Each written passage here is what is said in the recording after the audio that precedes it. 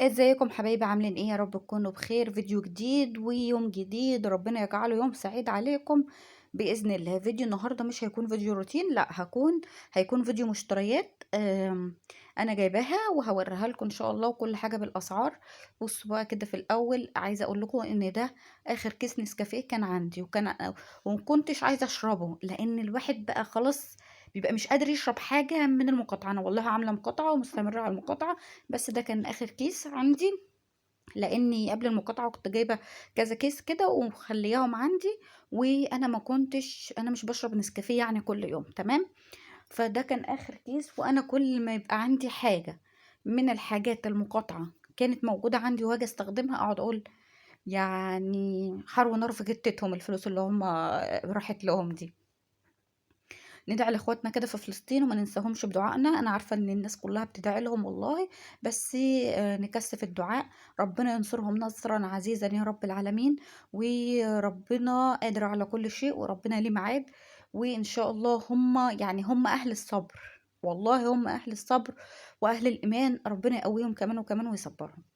بصوا، قبل كده ما اوريكم المشتريات بتاعتي، كنت انا انتوا عارفين بنت عمتي عروسه وكده، وكانت في البيت اللي جنبي، فروحت باركت لها. بس ما روحتش باركت لها بصراحه على طول في اول اسبوع الفرح وكده، لان كان في ناس كتير بتجيلها وكده.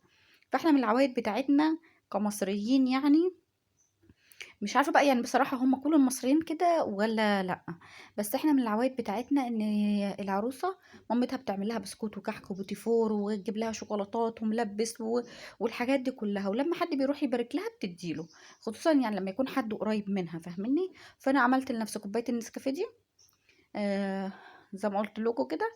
وكانت هي مدياني بقى ايه بسكوت وبوتي فور وحاجات حلوة كده. فجيت بقى ايه جيت في الفطار كده، عملت لنفسي كده كوبايه نسكافيه، وعملت لبنتي شاي بلبن، ما بتحبش تشرب غير شاي بلبن.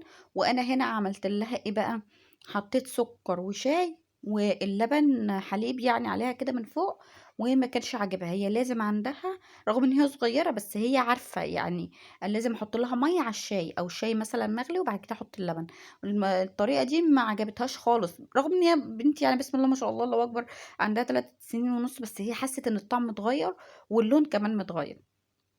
فانا قلت اضحك عليها كده واديهولها كله لبن وحبة شاي كده. فهي ما كانش عاجبها يعني، هي بتحبه احمر، فهي لفت نظرها ان هو مش احمر، تمام.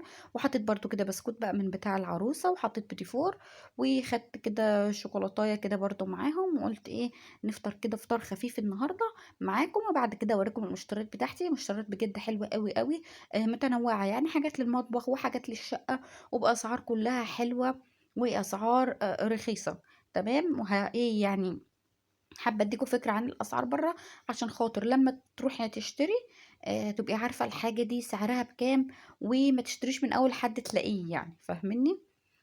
طيب دي بقى المشتريات بتاعتي، حاجات طبعا للمطبخ وحاجات ايه للشقة وحاجات ليا. هنبتدي مثلا بالكوستر اللي هو البينك ده، دوت اول واحد انا اشتريته. بصوا، انا اول ما رحت السوق، انا ده جايبه من سوق الجمعة اللي في امبابة.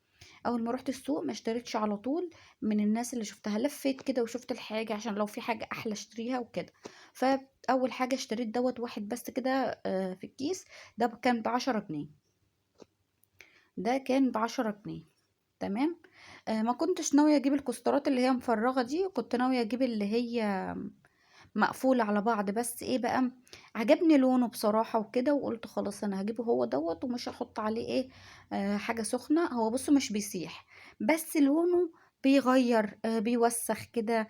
انا كان عندي القديم ده بس حسيته كده مع الوقت لونه غير، لازم اغسله، ما بينضفش كده بسرعة. فدي انا هحط عليها بس الزرعة كده بس، تمام. وجبت الفوط دي من اكتر انواع الفوط اللي حبيتها، جربت فوط كتير، دي احلى فوط. دي المقاس الصغير ب10 جنيه، في المقاس الكبير شوية، في ناس بتبيعه ب15، في ناس بتبيعه ب20. خلي بالك بقى من الايه، من الاسعار. الفوط دي انا جبتها، بصوا الحاجه دي انا ما جبتهاش من حد واحد بس، جبتها من كذا حد. الفوطه دي زي ما قلت لكم ب10 جنيه، ودي مقاس صغير وانا عارفه كده.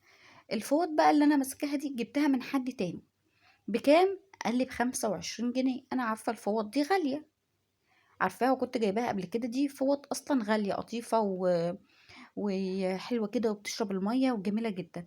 فأنا عارفة إن هي ب25، هو قال لي ب25 ودي 5 وحدات، فقُلت له خلاص تمام.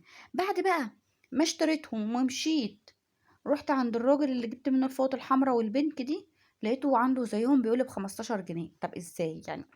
أنا مش فاهمة، أنا عارفة الفوط دي أصلًا غالية وزيّها ونفس المقاس، طَب إزاي؟ قُلت يعني اتضحك عليَّ! اللَف ده كلّه واتضحك عليَّ! قُلت مش إشكال. نفس الحكاية برضه المعالق السيليكون دي جايباها من بتاع الفوطة ب25، دي في أي مكان بتبقى ب35، جِبتها من عنده الواحدة ب30.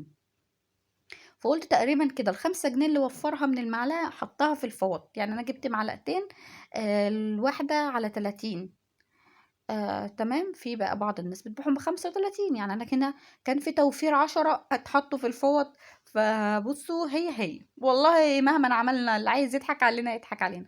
فلفّوا وشوفوا الأسعار الأول. أنا مشكلتي إني ما شُفتش الفوط دي، لإن المحل ده شُفته في الآخر كده وأنا راجعة، قُلت أدخل أجيب من عنده، فجِبت بقى إيه، السعر ده. الزرعة دي ب20 جنيه. الحاجات على فكرة الزهوريات والزرع ده بيبقى غالي على فكرة. دي الوردة أبيض بس هي مطرّبة شوية، جِبتها ب20 جنيه. كان نِفْسي في لون غير كده بس عجبتني، وكمان جايبة حاجات خضرا برضه، فقُلت إيه تبقى قريبة مع بعض. ودي جِبتها برضه من محل تاني خالص. دي طقم كده، هو في منه ألوان كتير، بس أنا حبيت أجيب الأبيض في البيج دوّة. دي الواحدة ب5 جنيه، والله الواحدة ب5 جنيه وجميلة جدًا. الغطا بتاعها بيلِف مش بيتكبس كده وبس، لأ بيلِف كده وحلوة ومتينة وجميلة جدًا.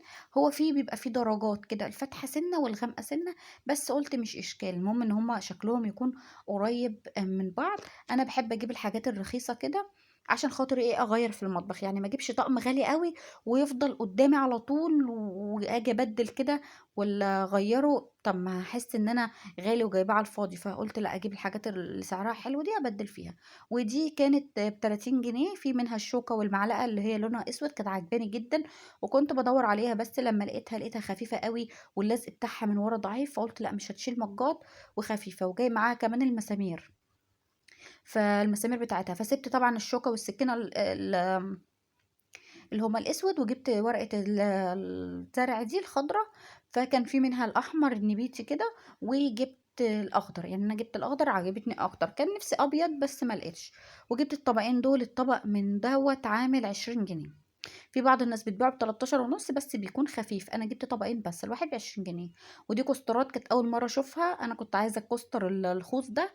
ولقيته، بس ما سألتش عليه بكام، بس لقيت ده برضه جنبه فعجبني ده أكتر. 3 مقاسات وعجبني أوي. الراجل بيقول لي بيتغسل تحت المَيّة، بس أنا مش مصدقاه بصراحة، أنا مش هاتعامل بيه بالمَيّة أوي. تمام. فعجبني جدًا 3 مقاسات دول ب20 جنيه. كان نِفْسي في لون تاني غير دوّة، يكون مثلًا أخضر عشان إيه، يعني يبقى ماشي مع الحاجة كده، بس إيه ما لقيتش غير اللون ده بس، هو اللون ده بس اللي نازل منه يعني. جِبته ب20 جنيه، عجبني سعره، يعني ما حسيتش إنه غالي أوي. يعني أنا شايفة إن الحاجات اللي أنا جايباها النهارده سعرها حلو، بس الفوط الناعمة دي هي بس اللي سعرها كان مختلف بالنسبة لي، أو يعني مش عارفة، أنا عارفة إن هي الفوط دي غالية. جِبت اسمها إيه، البندانات دي اللي هي التلبيسة، تمام، التركي تقريبًا دي أو السوري، لأ السوري. دي كانت ب25 جنيه، جِبت 2. أنا جِبت واحدة لبنتي، فالراجل وهو بيورّيهاني لقيت البندانة بتاعتها من جوّه مقفولة، وأنا مش بالاقي البندانات المقفولة دي كتير. فقُلت له: "خلاص هات لي واحدة تاني." أنا البندانات دي بتبقى مش حلوة أوي فيّا لمّا بالبسها على بعض. ليه؟ بتخلّي وشّي قد صينية العشا كده، عارفين صينية العشا بتاعة العروسة؟ وشّي بيبقى قدّها كده، فمش بارتاح فيها، باحس إن هي بتتخّن وشّي أوي كده، فما باحبهاش أوي، بس عجبتني البندانة مقفولة. فقُلت هاخد البندانة وأدّي بنتي التلبيسة اللي من فوق هتروح بيها إيه المدرسة. وجِبت كمان السلك دوّة هاركّبه إن شاء الله في المطبخ كده عشان أزوّد إضاءة، لإن الإضاءة عندي برضه ضعيفة. و فقُلت يعني كده أنوّر بيه المطبخ يعني، واخلّي المطبخ إن شاء الله شكله حلو. وكان عندي قبل كده وكنت حاطاه بس باظ لوحده كده أهو. فجِبت دوّة قُلت بقى أحطه المرّة دي برضه كده إيه، يعني نزوّد الإضاءة يعني وكده. شايفين جايبة كده 3 متر. كمان أنا ناوية أعمل حبّة تغييرات كده في المطبخ، فهاغسل سيراميك المطبخ وأعمل تغييرات في المطبخ. إن شاء الله هانقل البوتاجاز جنب المطبخ، تمام، بس شركة الغاز بس تيجي لي وكده. وبعد كده اظبط بقى معاكم المطبخ كده ان شاء الله. وجبت الكوبايات دي كوبايات قهوة وكوبايات شاي. آه بصراحة الكوبايات كنت عايزة اشيلها لرمضان، بس ايه عجبتني كوبايه القهوه، قلت لا انا عايزه اشرب فيها، فقلت خلاص يعني احنا فين ورمضان فين، ولغايه رمضان هبقى اجيب طقم كوبايات تانية يعني جديد. ده اللي بتاع القهوه ده الستة دول ب45 جنيه. تمام. والتانيين بتوع الشاي الستة ب40 جنيه. فكده ال 12 كوباية دول عاملين 85 جنيه. فلما جيت ادفع بقول له هامش هتنزل لي حاجة ولا ايه، قال لي خلاص هاتي 80 جنيه. فرحت مطلع له 80 جنيه.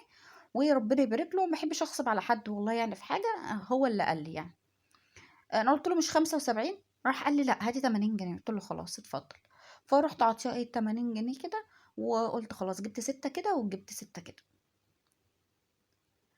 فهدخلهم يعني انت برضو ممكن تاخدي 3 من الكبيرة، لكن الصغيرة عشان في علبة واحدة لا لازم تاخدي الستة على بعض. برضو في السوق بتاع الجمعة فيعني بتروسيكل كده الراجل واقف بيه.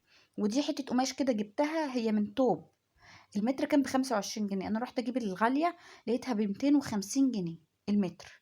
فقلت لا انا عايزه اعمل ستاره بس على شباك المنور اللي كان في اوضه الاطفال اللي انا نقلت دلوقتي فيها اوضه النوم، فاهمني؟